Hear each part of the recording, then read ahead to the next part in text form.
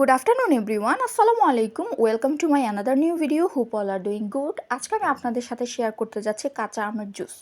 আমি বেশিরভাগ সময় উত্তরাতে যাই শপিং করার জন্য। আমি সেখান থেকে কাঁচা আমের জুসটা কিনে খাই।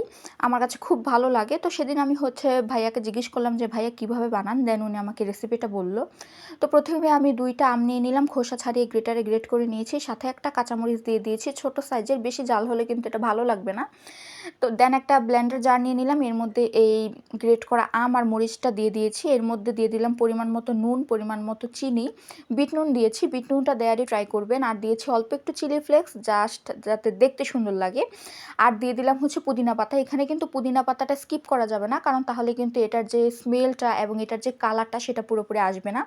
তো ব্লেন্ড করা হয়ে গেছে। এই পর্যায়ে আমি জারের মুখে জাস্ট একটু ডেকোরেশনের জন্য একটু বিট নুন আর চিলি ফ্লেক্স নিয়ে একসাথে মিশিয়ে জাস্ট জারের মুখটা একটু ঘুরিয়ে দিয়েছি।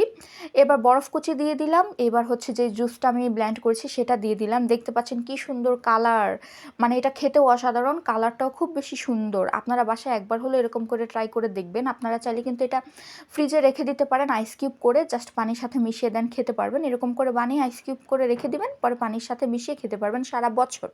আমি এটাই করি, আমার কাছে এটা অনেক ভালো লাগে। আর আমার ভিডিওটাকে কোথা থেকে দেখছেন একটু জানিয়ে দিবেন। পরবর্তী ভিডিওতে আমি আপনাদের নাম মেনশন করে দিব। আর ভিডিও ভালো লাগলে লাইক, ফলো অ্যান্ড শেয়ার করে দিবেন। Thank you for watching. আসসালামু আলাইকুম।